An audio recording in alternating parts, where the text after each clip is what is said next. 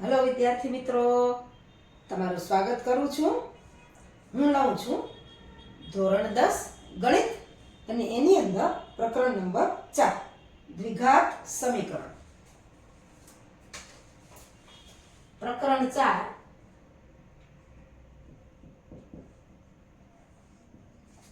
દ્વિઘાત સમીકરણ। જે સમીકરણની અંદર ચલ હોય અને એ ચલની બે ઘાત હોય એને એવા સમીકરણને દ્વિઘાત સમીકરણ કહેવામાં આવે છે। હવે આ જે ચોથું પ્રકરણ છે દ્વિઘાત સમીકરણ, એની અંદર આપણે પહોંચ્યા છીએ સ્વાધ્યાય 4.2। સ્વાધ્યાય 4.2 એની અંદર આપણે પહેલો દાખલો પૂરો કરી લીધો છે। આપણે પહોંચ્યા છીએ દાખલા નંબર 2, જે તમારા પાઠ્યપુસ્તકની અંદર પાના નંબર 38 ઉપર છે। તો બધા વિદ્યાર્થી મિત્રો પોતાનું પાઠ્યપુસ્તક લઈ લેશે અને એમાં પાના નંબર ગણિતના પાઠ્યપુસ્તકની અંદર પાના નંબર 38 ઉપર આ ચોથા પ્રકરણનું સ્વાધ્યાય 4.2 આવેલ છે। એમાં જુઓ બીજો દાખલો। એમાં લખ્યું છે કે ઉદાહરણ 1 માં આપેલ પ્રશ્નોના ઉકેલ મેળવો। આપણે દાખલા નંબર લેવો છે બીજો 2। બીજો જે દાખલો છે એમાં ઉદાહરણની વાત આવી છે કે ઉદાહરણ 1 માં આપેલ પ્રશ્નોના ઉકેલ મેળવો। તો જુઓ સ્વાધ્યાય 4.2 છે, પણ એમાં જે બીજા દાખલામાં ઉદાહરણ 1 માં આપેલ પ્રશ્નોનો ઉકેલ મેળવો છે, તો એ ઉદાહરણ છે એની આગળના ભાગમાં છે, એટલે કે પાના નંબર 34 ઉપર છે। તમારા પાઠ્યપુસ્તકમાં પાના નંબર 34 ઉપર આ ઉદાહરણ 1 છે। એ ઉદાહરણ 1 છે એ દાખલો આપણે 4.2 જે સ્વાધ્યાય છે એનો બીજો દાખલો લેવાનો છે। હવે એમાં બે પેટા વિભાગ છે, એટલે એનો આપણે પહેલો પેટા વિભાગ લઈ લઈએ। તો એમાં જુઓ, હવે ઉદાહરણમાં જોવાનું છે પાના નંબર 34 ઉપર ઉદાહરણ 1। આપણે સૂચના છે એ સ્વાધ્યાય 4.2 ની દાખલા બીજાની સૂચના માનવાની છે કે પ્રશ્નોના આપેલ પ્રશ્નોના ઉકેલ મેળવો। તો આમાં ગાણિતિક રીતે વ્યક્ત કરવાની સૂચના છે, પણ આપણે જે સૂચના છે શું કરવાનું છે, તો 4.2 માં જે બીજો દાખલો છે એની સૂચના કે ઉદાહરણ 1 માં આપેલ પ્રશ્નોના ઉકેલ મેળવો। તો ઉદાહરણ 1 જે 34માં પાના ઉપર આપ્યું છે એનો આપણે ઉકેલ મેળવવાનો છે, એટલે કે x ની કિંમત મૂકવાની છે, બીજ શોધવાના છે, એ ઉકેલ મેળવવાનો છે। હવે જુઓ પહેલો દાખલો, જુઓ રકમ જુઓ તમારા પાઠ્યપુસ્તકમાં તમે જોતા જાઓ। જોન અને જીવંતી પાસે કુલ 45 લખોટીઓ છે। પ્રત્યેક વ્યક્તિ 5-5 લખોટી ખોઈ કાઢે છે અને હવે તેમની પાસે બાકી રહેલી લખોટીઓની સંખ્યાનો ગુણાકાર 124 છે। હવે આપણે જાણવું છે કે તેમની પાસે શરૂઆતમાં કેટલી લખોટીઓ હતી। તો જોન અને જીવંતી પાસે કુલ શરૂઆતમાં 45 લખોટીઓ હતી।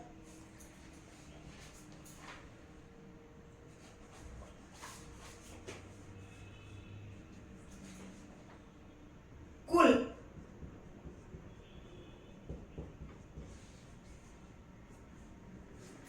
લખોટીઓની સંખ્યા બરાબર છે 45 કુલ। હવે શરૂઆતમાં જોન અને જીવંતી પાસે કુલ 45 લખોટીઓ હતી। આપણે ધારી લઈએ કે ધારો કે શરૂઆતમાં જોન પાસે x લખોટી હતી। ધારો કે જોન પાસે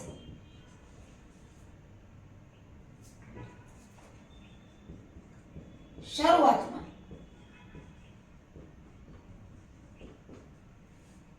રહેલ લખોટીની સંખ્યા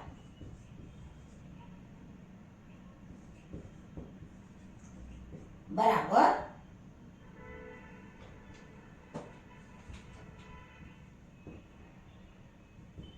x। આપણે ધારીએ કે જોન પાસે ધારો કે શરૂઆતમાં x લખોટી હતી। હવે બે જે છે કુલ લખોટીઓ છે એની સંખ્યા 45 છે। જો જોન પાસે x લખોટી હોય તો જીવંતી પાસે કેટલી લખોટી હોય, તો કે કુલ જે 45 છે એમાંથી x બાદ થાય। x કેટલા છે આપણને ખબર નથી, એટલે આપણે લખીએ કે જીવંતી પાસે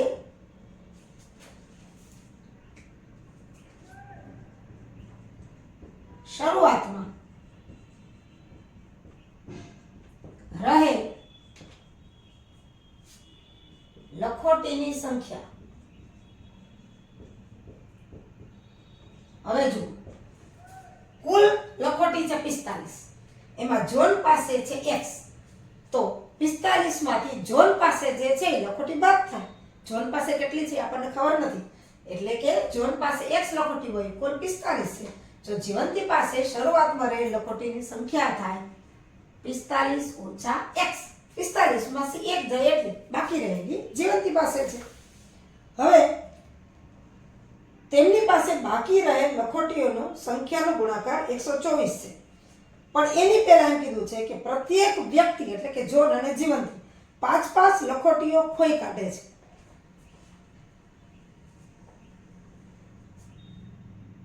પાંચ લખોટી ખોઈ કાઢ્યા પછી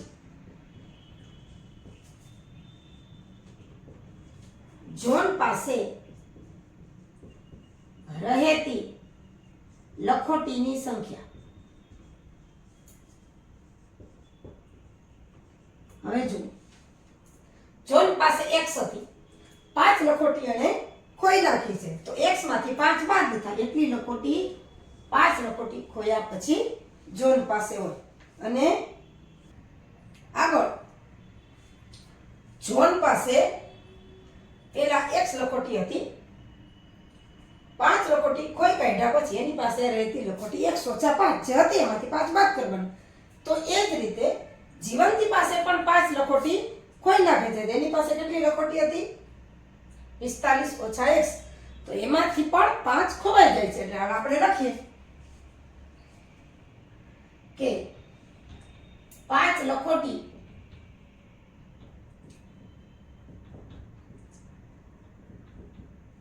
કોઈ કાઢ્યા પછી જીવંતી પાસે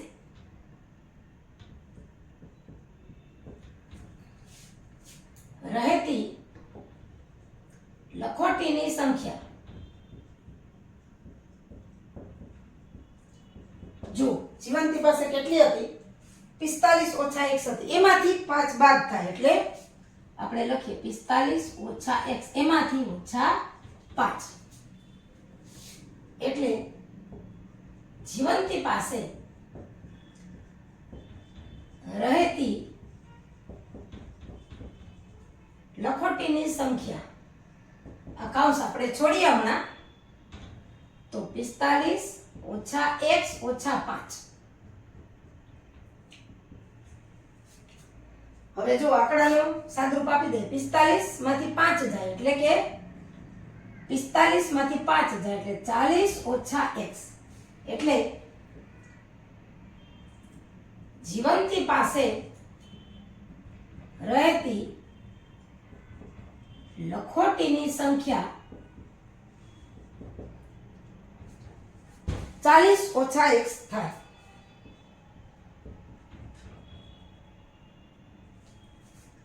હવે આપણને કીધું છે કે બાકી રહેલી લખોટીઓનો ગુણાકાર 124 છે. બાકી રહે એટલે આ 5 ખોવાઈ ગયા પછી બાકી રહેતી લખોટીઓનો ગુણાકાર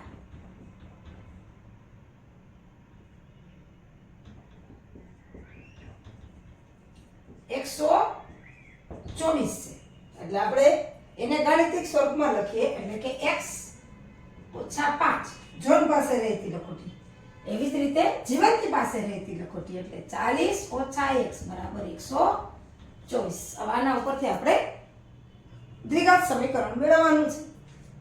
x ગુણ્યા બે કૌંસનો ગુણાકાર, પહેલા કૌંસનું પહેલું પદ ગુણ્યા બીજા કૌંસનું પહેલું પદ, પહેલા કૌંસનું બીજું પદ ગુણ્યા પહેલા કૌંસનું પહેલું પદ, એવી જ રીતે વારાફરતી છે એ બે પદનો ગુણાકાર કરવાનો છે.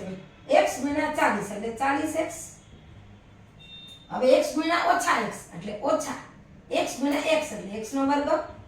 હવે બીજું પદ ઓછા 5 ગુણ્યા 40 એટલે ઓછા 4 × 5 = 20 એટલે કે ઓછા 200, કારણ કે અહીંયા 40 પ્લસ છે ને 5 માઇનસ છે એટલે ઓછા થશે. હવે -5 ગુણ્યા -x બેયનો ઓછા ઓછા છે એટલે બે વખત ઓછા હોય તો એનો ગુણાકાર પ્લસ આવે. -5 ગુણ્યા x એટલે ઓછા ઓછા વત્તા 5x ને બરાબર 124. હવે જુઓ x જે છે x વર્ગ તો એક જ છે, x જે છે એનું આપણે સાદુરૂપ આપી દઈએ. અહીંયા +40 વખત છે, +5 વખત છે એટલે -x વર્ગ 40 ને 5 45x ને -200 બરાબર 124. પણ આપણે બધા જ પદને એક બાજુ લઈ લઈએ, પણ સામાન્ય રીતે વર્ગવાળું જે x ની વર્ગ છે એટલે કે પેલું પદ છે સામાન્ય રીતે પ્લસ હોવું જોઈએ.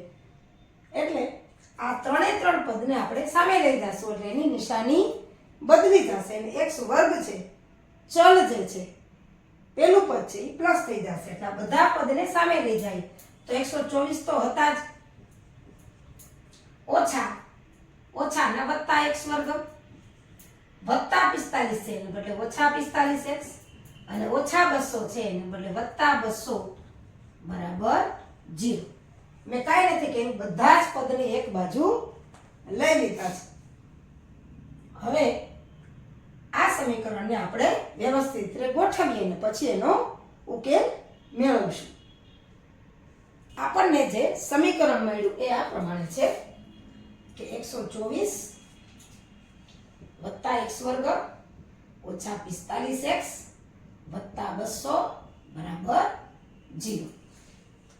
હવે આ પાછા સંખ્યાઓ છે 200 અને 124 એને આપણે સરવાળો કરીએ અને દ્વિઘાત સમીકરણના ક્રમ પ્રમાણે ગોઠવી દઈએ એટલે 100x વર્ગ વાળું પદ પહેલા એટલે x વર્ગ ઓછા 45x અને 200 વત્તા 124 એટલે કે 324 બરાબર 0. આ આપણું દ્વિઘાત સમીકરણ આવી ગયું.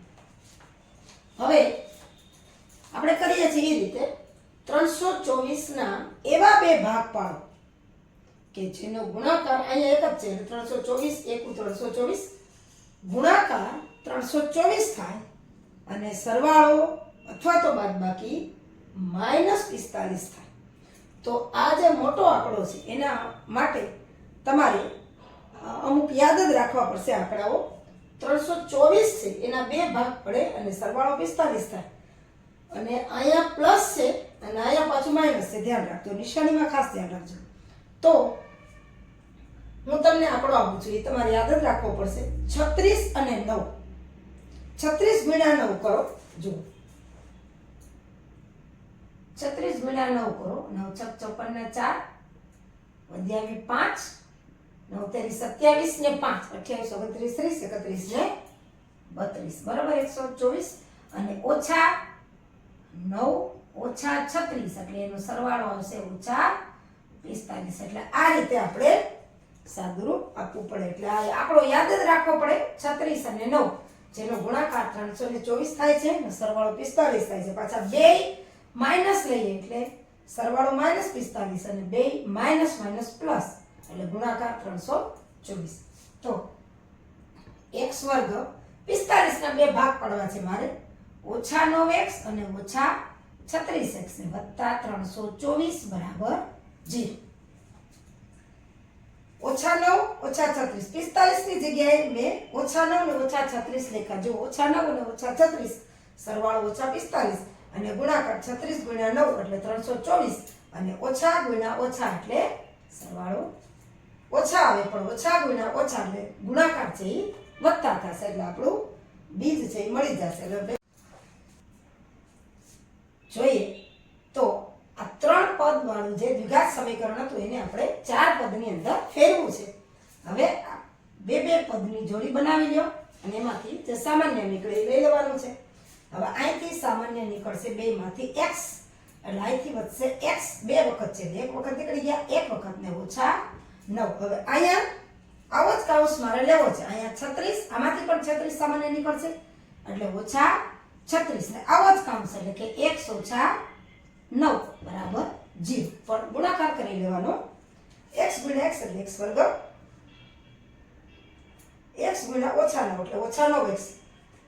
હવે જુઓ ઓછા 36 ગુણ્યા x એટલે ઓછા 36x અને ઓછા 36 ગુણ્યા ઓછા 9, 36 ગુણ્યા 9 324 અને ઓછા ગુણ્યા ઓછા એટલે વત્તા, એટલે આપણે બે બાજુ સરખો કૌંસ આવે છે.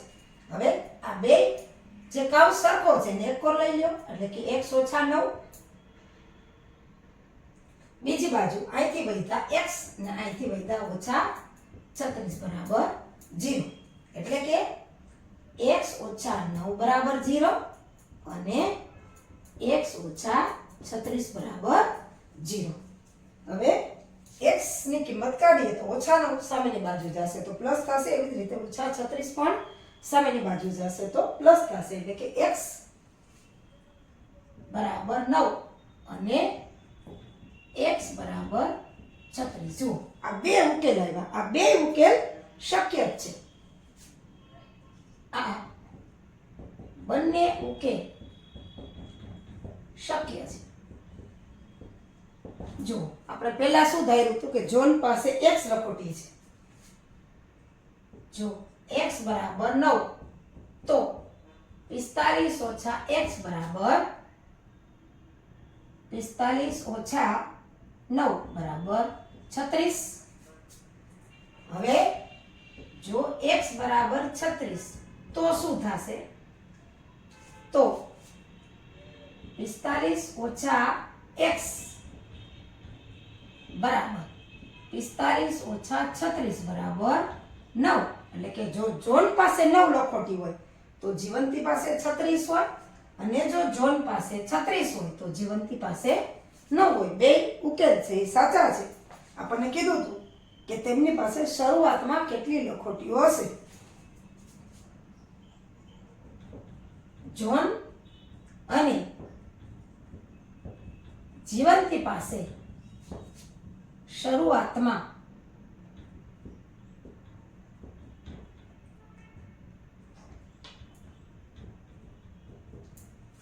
અનુક્રમે 9 અને 36 લખોટીઓ હતી, અથવા